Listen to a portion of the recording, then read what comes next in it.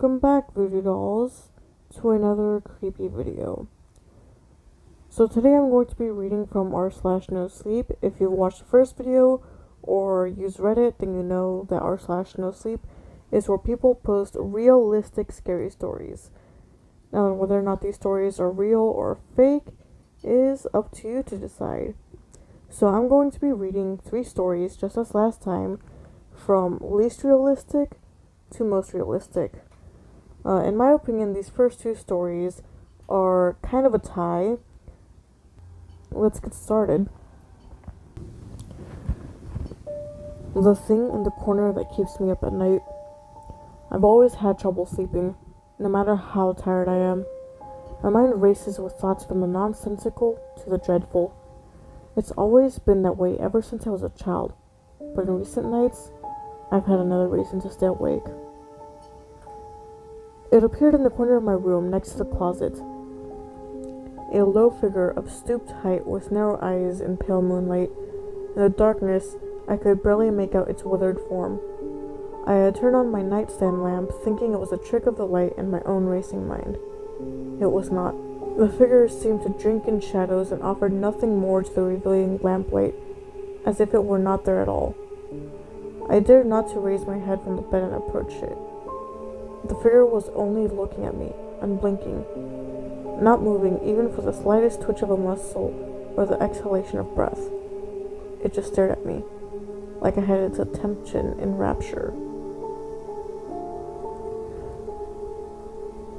I looked back at it that night, and it stayed there until the early morning rays began to peek through the blinds, blinking, and it was gone, just as soon as it had arrived. But that was not the last I saw of the figure. The next night it returned as soon as I turned off the lights in my bedroom, standing up upon the dresser. It crouched down as if to pounce on me. We looked at each other for a while, it staring without end at my own curiosity of what exactly it was. I was afraid that if I closed my eyes and tried to sleep, it would descend onto me, so I stayed awake, looking up at it and it at me until the morning came and it disappeared again. Fatigued without end from 2 nights without sleep, I decided that night I would try to sleep even if it appeared again. The day dragged on, and 2 pots of coffee were barely enough to keep me awake. As night fell, I slipped between my sheets and I turned off the bedside lamp to reveal a figure standing at the foot of the bed. I acknowledged it with a nod and closed my eyes, praying that the sleep would finally come to me. If the figure was going to do something, it would have to wake me up first. Exhaustion all but pinned me to the bed as I lay there, feeling myself drift away into a blissful, much-needed sleep. Even my thoughts quieted through the sheer lack of energy.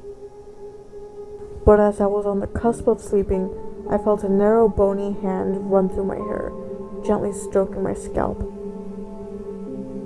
It felt soothing in a strange way, like a parent comforting a child afraid of the dark. With its hand stroking my head, I slipped into that much-needed sleep. I woke up as sunlight streamed into my bedroom from the blinds that had been raised. They were shut when I had gone to sleep. Rubbing the sleep from my eyes, I looked around and did not see the strange shadowy figure. Perhaps it did not like sunlight. Night seemed to be its preference, and I wondered if it would allow me to sleep again.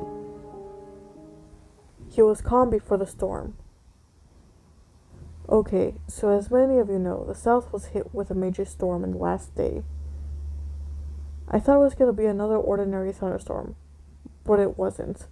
I live in the woods right on the lake, and the storm was moving in from the north. And then I saw it. It just looked like an old scarecrow until it looked up at me. I turned away out of instinct, and I went back to my house. Then that's when it all got weird.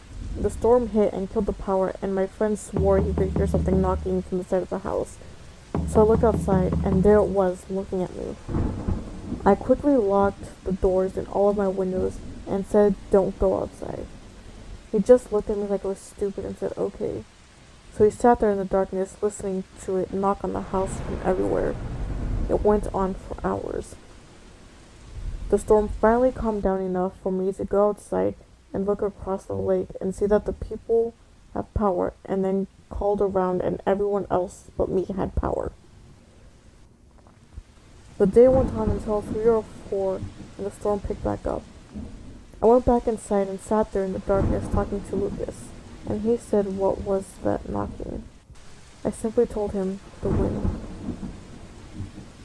Finally, around 7, the storm slacked off enough again, and it wasn't supposed to come back until 9 or so. I went back down to the dock with Lucas, and there it was, sitting there, staring at me, and I started tapping Lucas on the shoulder, saying, "Do you see it?" He just looks at me and says, "Yeah, I see the lake looks still older than usual." So I just shrugged it off and thought maybe it had to do something with my lack of sleep. So we went back up to the house, and the storm picks back up, and the knocking is back, but worse. It's almost like it's trying to break in from somewhere. Lucas just looks at me and says, "Hey, I'm gonna go see what's making that noise." I tried to stop him, but he still went outside. Finally, after about an hour or so, I hear a knock on my door. Expecting him, I met with a shell of what used to be my friend. He just looked drained and stood there until he walked in and passed out on my couch. I was left alone in the dark with my thoughts running wild. Finally, I got myself together enough to go outside and see what it wants. When I went outside, it was no longer on the lake. It was in my driveway. It slowly raised his hand and pushed behind me. I turned around and was met with my friend Lucas, who is no longer himself. He still looked the same until I really got a good look at him, and his eyes were milk white, staring at me. I was struck between what I thought was light versus dark until it disappeared, and Lucas was left standing there. Finally, the storm had passed, and I woke up in my bed wondering if this was all one big dream, until it started raining again and the knocking began once more. Then I finally knew what had really happened. The house next to the graveyard is not haunted.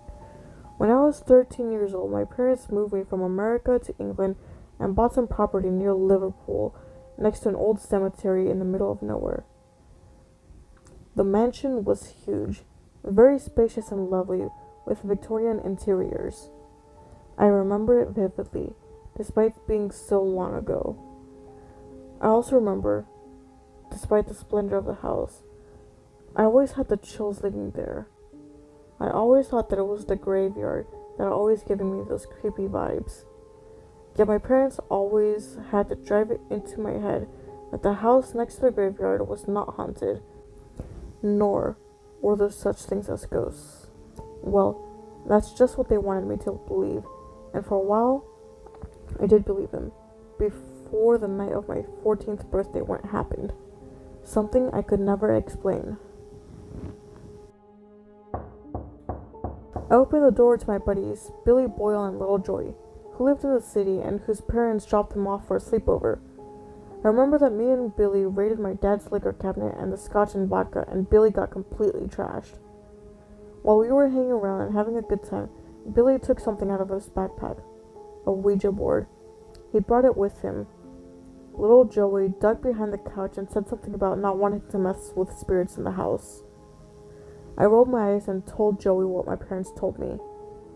"The house next to the graveyard is not haunted," I said, "and there's no such thing as ghosts." Billy wasn't bothered by anything and said he thought everyone needed to liven up, so he brought the Ouija board to have a little bit of fun. Joey was pale and talking about how we probably shouldn't because it's disrespectful to the dead. But Billy laughed and called him a chicken and said it was fake and for entertainment purposes to communicate with the dead. That night was when we decided to give it a whirl down in my basement. We found and lit a couple of candles and placed them on the carpet with the wooden printer in the center of the board. "Hey spirits," said Billy, "am I going to get an A on my next math exam?" He forced the pointer around to the yes. I rolled my eyes and wanted to try. Billy snorted and gave me the board. I remember as we started to move the pointer around the board, we asked more questions and that the room began to get colder and colder. "Is anyone there?" asked Little Joey, who was looking like he was going to hurl. I felt the pointer move, and I was not controlling it.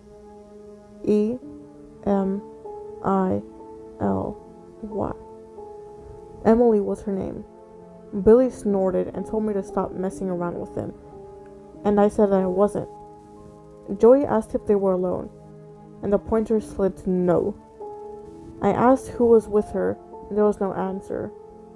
Then it moved again. Getout.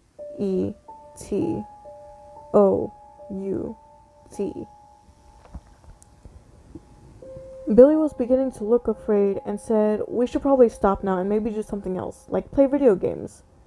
We threw the Ouija board under the bed and played some games to ease our minds off of what happened. About 2 weeks later, after my party, after we tried to get in contact with the spirits living in the house, some strange stuff started to happen. I began to have reoccurring nightmares. I heard strange sounds in the middle of the night that sounded like a little girl crying, and things in the house started to go missing. Then one night, I could have sworn there was a tall, thin man in a hooded jacket standing in my closet staring at me. I haven't stayed in that room in 5 years, especially after little Joey had an accident in that room that had put him in a wheelchair for the rest of high school. I sat in my car and turned on the radio as I pulled out of the driveway to go to the funeral of William Boyle. He had just died yesterday after an accident with a drunk driver. I shivered as I passed by the cemetery with the gray, disintegrating headstones, and the murder of crows flocking to the cross in the grip of the reaper towering above the grave at the edge of the road. The little wooden cross under it had something written on it, a name, that had been damaged by the wind and rain blowing off the coast of Liverpool. It was then that I could have sworn that I saw a little girl sitting there on the grave. She was 14 and wearing a dress from a long time ago, when this house was built.